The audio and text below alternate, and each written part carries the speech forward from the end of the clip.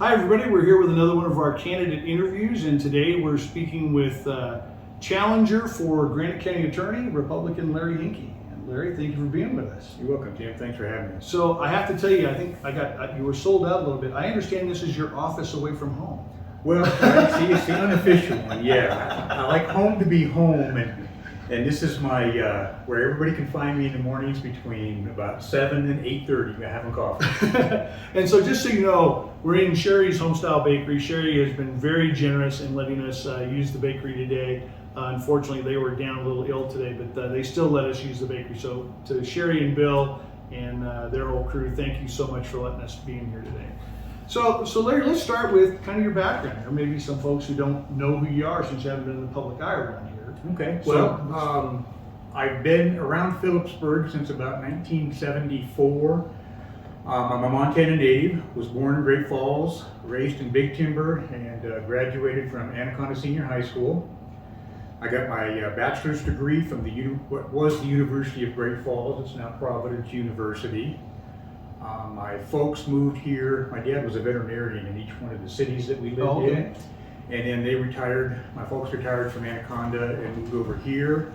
And they had a place up on Rumsey Road there behind Discovery. And as my wife and I, she's an Anaconda native, as we looked towards the hopeful enjoyment of retirement, we decided to come back. And so we've got our place up on the land there on Rumsey Road. And we're making Phillipsburg our final destination in our journey. So, at this time, I think this is Blaine is going for his third term. I think he's been through two. I think. I believe so. Yeah. And so in between. Yeah, something. What made you decide to run now? What made you decide that this is the kind of seat you wanted to hold in Granite County? Well, I view it as public service. I'm very fortunate. I have a very strong practice. I've been very fortunate in being able to make a good living. This is my community, and it has been very, very good to my family. My dad died suddenly back in the 90s, and then this community just embraced my mom and took care of her. And so it's my opportunity to give back to the community. I certainly do not view this as running against anybody. There's a service that needs to be performed in Granite County by the county attorney, and I am submitting my resume and see if I can be hired. So you think, there's lots of good people who do the job. You think you can be one of them? Well, I believe the job can be done functionally. I think I can do it better. Okay. And so now you mentioned your practice. Can you talk a little bit about that so people get an idea of your law background? Well, I consider my law background going back to 1978 when I became a police officer. Oh, wow. I've got 2 decades of experience in law enforcement. I've investigated over 250 homicides, a couple thousand serious felonies, and probably 10,000 misdemeanors. Wow. I know how to put a criminal case together. The county attorney's office has 2 sides of the coin. The criminal prosecution side, representing the people in prosecutions of criminals or alleged criminals, and then the civil side. So I bring 2 decades of law enforcement experience with my resume to offer to the citizens of this county. I say I know how to put a criminal case together because that's how I got pushed into law school. I was with the Department of Justice in Montana, and working, the Department of Justice loaned me to the U.S. Attorney's Office in Great Falls. Oh, wow. We were putting together a case from the Belknap Indian Reservation, and the 2 assistant U.S. attorneys basically pushed me to law school. They said, you should be doing this. So I did, and then I went to law school. At the time, SMU was the 24th out of 203 law schools in the country. Wow. It was number 24. The advice that the guys at the ASUSA's office told me, go where the jobs are. And at the time it was the Sun Belt. No way I was touching California or Florida. So I ended up in Texas and started my career as a lawyer. I chose the civil side of the law in coming out of law school, and was fortunate enough to be hired by the #1 firm in Texas and the oldest firm in Texas. And that's where I started my lawyer career, if you will, doing what's called civil trial work. Now, I tell you what, real quick, can you explain for people, they may not understand the difference between civil and criminal law? And so just briefly, if you could explain that so they understand. Sure. And the county attorney touches both sides of the coin. But generally, as lawyers, there's what's called the civil side, the criminal side, and the transactional side. And the difference between criminal law and civil law is criminal law involves either the state or the government or a city, county, whatever it might be, bringing violations of statutes, ordinances, or regulations against a person, and the county attorney's office represents the state, the government, in either taking someone's freedom away, taking their money away in the form of a fine, or finding them guilty of a crime in front of a judge or jury. That involves presenting facts and admissible evidence in a manner to meet the burden of proof, which is proof beyond a reasonable doubt.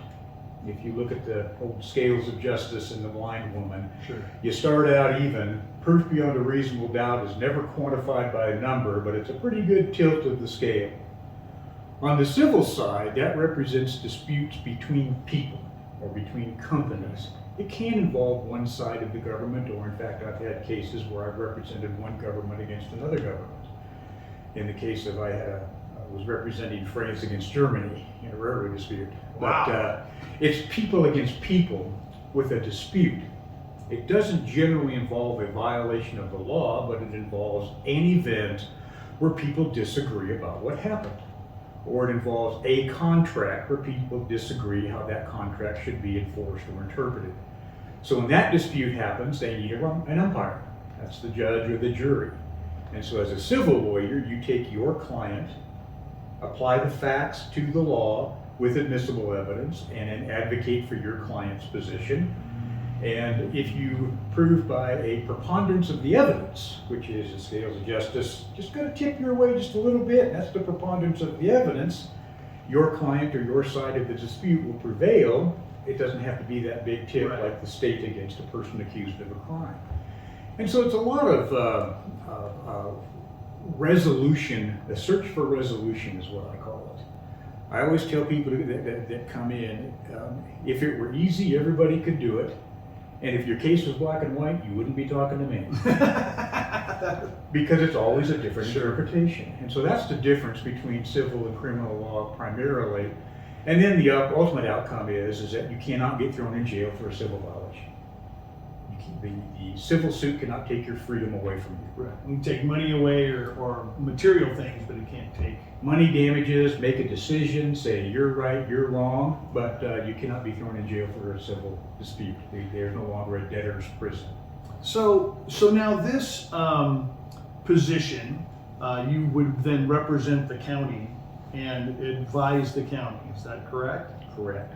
And so, how do you see that role? How do you see your expertise playing into that role? Well, number one, I view this as a nonpartisan position. I always tell people, and this is what I would tell people again while I'm running, that position is not a policy position. The county attorney's position takes the existing status of the law and applies facts to the law. And so when I represent, or when the county attorney represents, hopefully I represent, when the county attorney represents the state in a criminal action, it takes the facts that are alleged by the investigators, the sheriff's office, the police department, the state troopers, whoever it might be, applies those facts to the law, and tries to convince a judge and or jury that the violation constitutes a crime. Okay?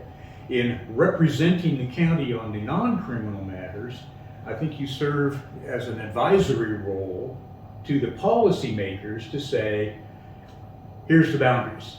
If you've ever taken your kids bowling and they put the air in the bumper guards, county attorney's kind of the bumper guards. I don't know what makes you think only the kids use those bumper guards. Well, that's kind of the advisory role. You say, okay, ladies and gentlemen, this is the boundaries. Sure. You can't go illegal, but within legal, many different ways to, as my mom would say, skin the cat. And so you just advise them of the boundaries, and then the policymakers are elected to make the policy. And so when there are incidents, and I'm sure you may be aware of some incidents that have happened within the county in the past 6 years with some of the commissioners, when those things have happened and it ended up being a criminal case, then is that's where you have to recuse yourself because you are acting as advisory to the commissioners? Well, it would be entirely dependent upon the circumstances, but generally when a situation comes in within the organization with which you represent, you would refer that out to the Attorney General's office. And that would be on the prosecutorial side. The investigative side would be referred out to the Attorney General's office, Department of Justice, Criminal Investigations Bureau. So then, in that sense, and we've had some issues here in Granite County. Yes. How do you, in this advisory role, clearly somebody should have said, hey, what you're looking at doing is not good. And how do you stop that, or can you stop that? Or do you just have to let them kind of run their course and then deal with the aftermath of that? 4 different questions you just posed. Okay. So let me start out with the beginning. Number 1, I've got great experience in being able to speak truth to power. In my civil career, in my lawyer career, I've been very fortunate. I represented a Fortune 500 company first, and then moved up to a Fortune 50 company. That's where I got a large variety of my international experience. I've litigated matters in 43 states and handled matters in 64 different international countries. In doing that, I was with the Fortune 500 company for about 8 days, when on the same day, the IRS, the Department of Justice, and the Securities Exchange Commission all served the company with papers. Wow. So it was a welcome to the company trial by fire. But in doing that, you take again the allegations or the facts, and then you step away and you apply them to the law. And so in a situation where you say, what can you do to prevent it? You give good advice, and you don't be afraid to speak truth to power. I've been in that position. And in various substantial ways, it evolved into bet the company litigation. 5 putative shareholder class actions against the company for $43 million. And so it was really significant stuff, but my role draws upon my experience. I've been stabbed, I've been shot at, I've been beat up. I don't scare too easy, and I know evaluation and reason. You do that before you run into the burning building. I'm not saying you're not going to run into the burning building, but you're going to run in right. Sure. You're going to advise people how to do it correctly. In the case of giving advice, and if you don't just let them go do it, if it's illegal, immediate referral to the Attorney General's office. So that would be something that if you saw it happen, in other words, they say, we want to do A, you say A is not good, A is not legal, and they say, we're doing this project, we're doing A. As they are performing that, you're going to the Attorney General? Yes. Wow. And the way you said that is misleading. Okay. A can be good or bad. That's not the county attorney's role. Good and bad are policy decisions. Okay. It's legal or illegal. Okay, gotcha. If a county employee wants to do something that I determine is illegal and say, don't do that, and they say, I'm going to do that anyway, I have an obligation to the citizens and the Constitution of the state of Montana to refer that to the Attorney General's office. Okay. Now, if lawyers were perfect, you wouldn't need judges.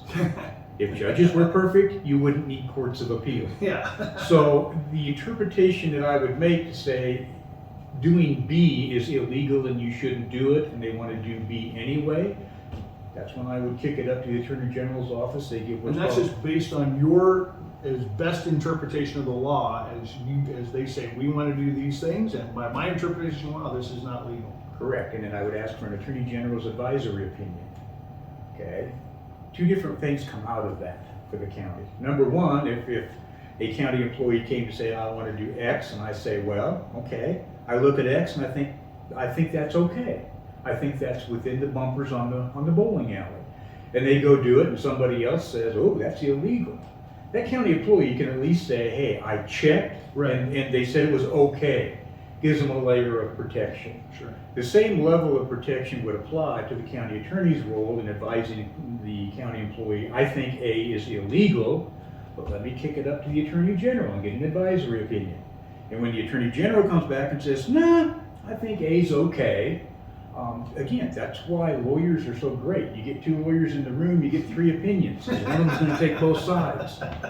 But you get an advisory opinion from the Attorney General who deals exclusively with constitutional issues and those types of things, and comes down and says, I think A is okay. And then that would be an advisory opinion that I would use in my bank of experience to say, okay, now the next time that situation comes up, I know how to maybe apply the facts to the law differently.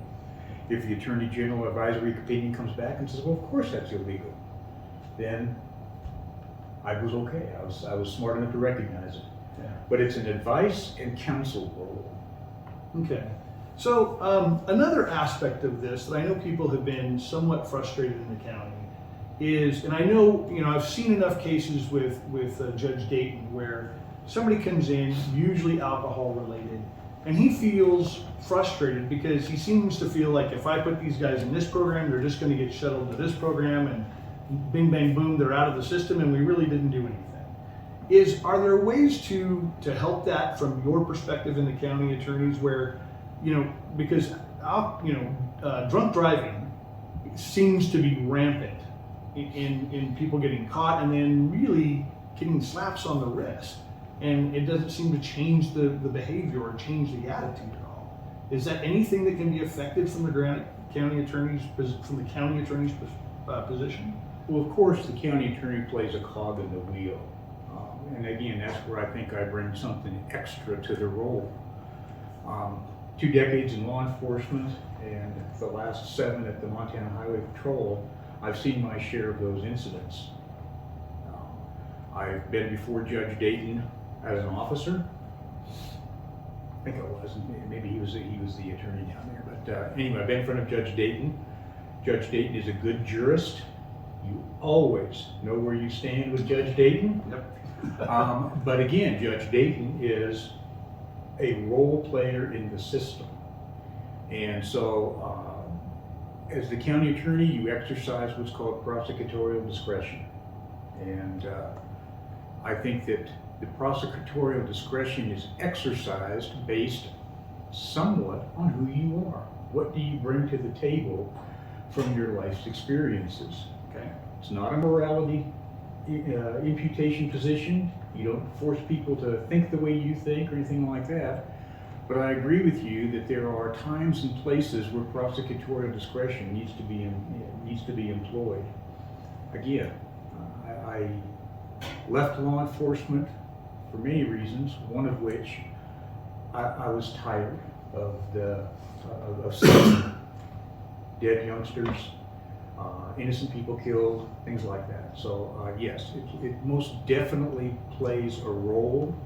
Won't tell you sitting here today whether it's going to be everybody gets 18 months or whatever it is, because I truly believe facts need to come into play with every decision a prosecutor makes. So a little bit lighter note. Now, I talked about this with Blaine when I did his interview.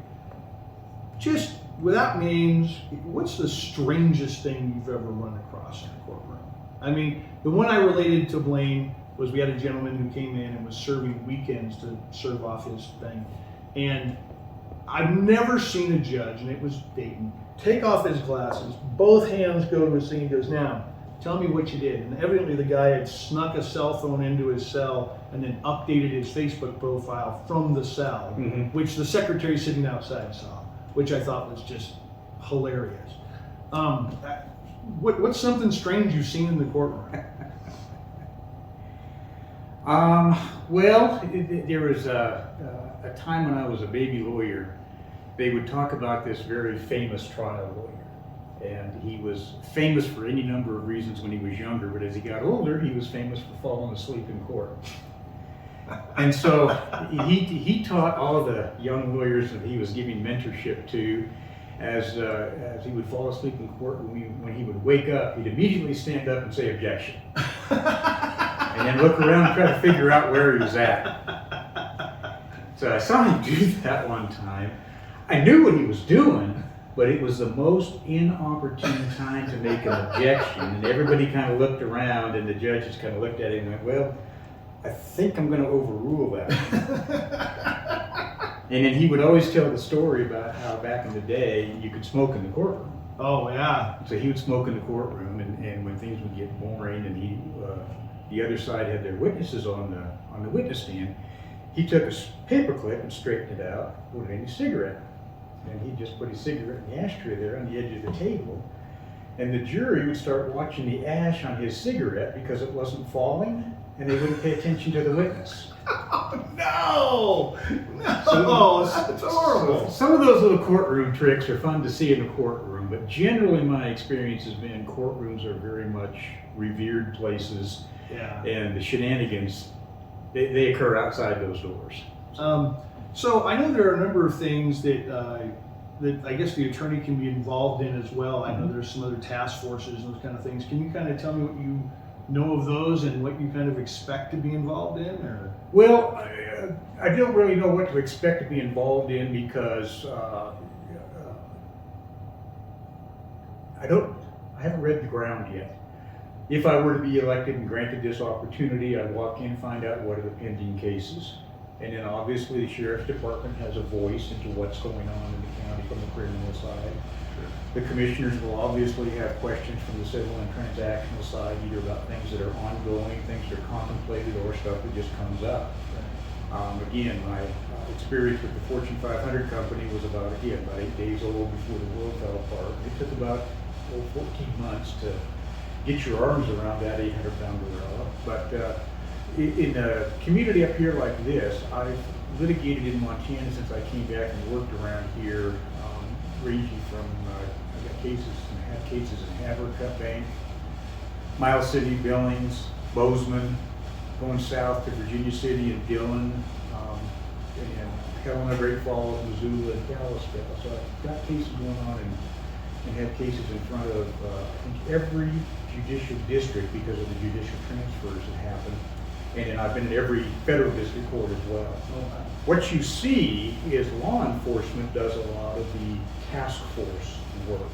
They combine resources from multiple organizations, and then hopefully they can grab a state or federal participant to help with the financial aspect of it. County government can be the same way, but it's a little bit more restricted in that taxpayer dollars have to be focused on the taxpayers' residences inside the county. But quite frankly, I've got a good working relationship right now with the Anaconda County Attorney's Office as a resource, and I expect that to continue if I were elected. And you utilize the experiences of everybody else. You have to be egotistical as a lawyer, but you have to drop that when you're serving the government, because if somebody else has a better idea, it's a better idea. And my philosophy is use it. Pride in authorship is not what I look at either in my private practice work or in government work. It's accomplishing the resolution. getting away. We hope. Every day, 50% of the people walking out of the courthouse are lost. You gotta remember that. Yeah, that's true.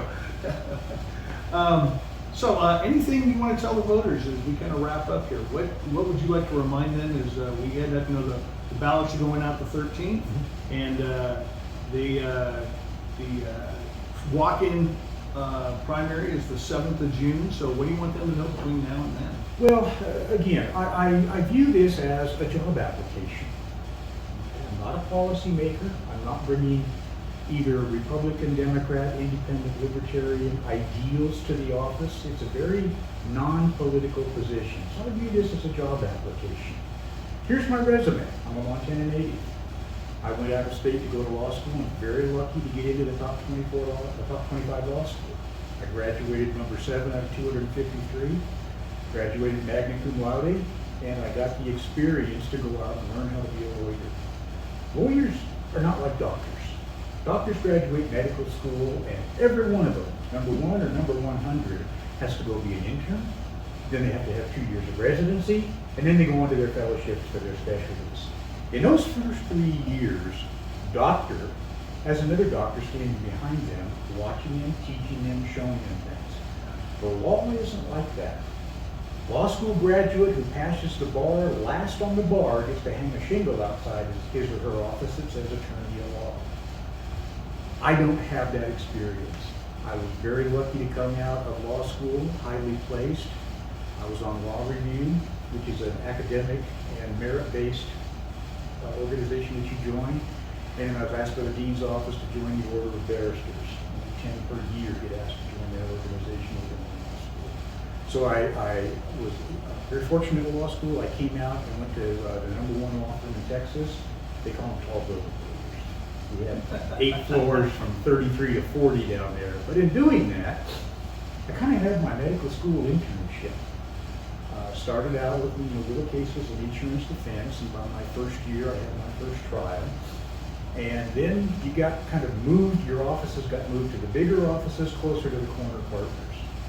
And by year 2, I was elevated to a trial team for American Airlines, and one of my first cases as the 3rd tier down below the partner was the Queens crash of American Airlines 91, I believe. Oh, wow. Second most fatalities in the American aviation accident, and it came 2 years after 9/11. Wow. We were under scrutiny. Yeah, no kidding. But great experience in learning how to coordinate within a team, coordinate people under you, and then coordinate it extremely hour after hour with DOT and the aviation industry on was this a terrorism attack or was it just a crash? And then the fact that it was primarily Dominican Republic citizens put the State Department into play very well. So I got that internship role, and I was then elevated to the Dow Chemical team, where Dow Chemical came to our firm and hired us for one purpose: take cases to trial. They were getting sued for products liability that they didn't like the way that their insurance company and lawyers were handling it, and they hired us to take cases to trial. We did. And then I elevated up in the team, was becoming the #2, and that's, again, I learned how to put complex fact patterns to the law, into evidence, in a persuasive manner. That's what the job of a lawyer is. So after that, again, very lucky, went in-house to a Fortune 500 company. A lot of stuff happened. They were a company that grew very fast, and then I walked in as the growing pains were showing themselves, but it worked out. Got to do things that very few lawyers get to do.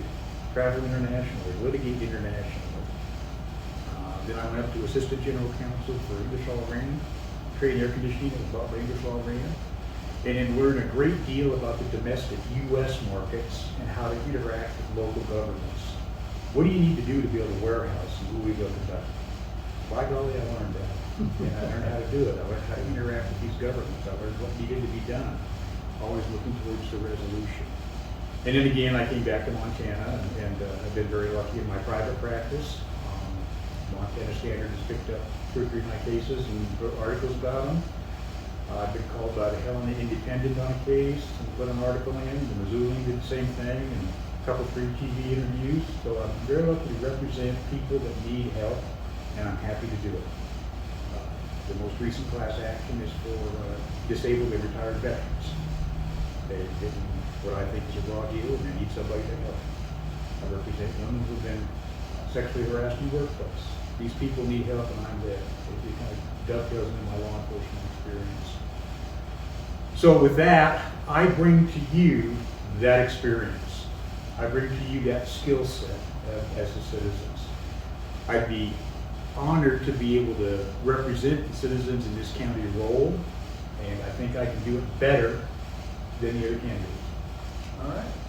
Well, Larry, thank you very much for your time Thank you. today. We really appreciate it. Remember, your absentee ballots are probably hitting your mailbox about the time you're seeing this, if not very soon after. And June 7th, we want to make sure you get out and vote to your assigned spots if you have not voted by absentee ballot. So thank you very much for tuning in. Again, candidate Larry Henke for Granite County Attorney, and for the Flint Courier, this has been Tim Allen.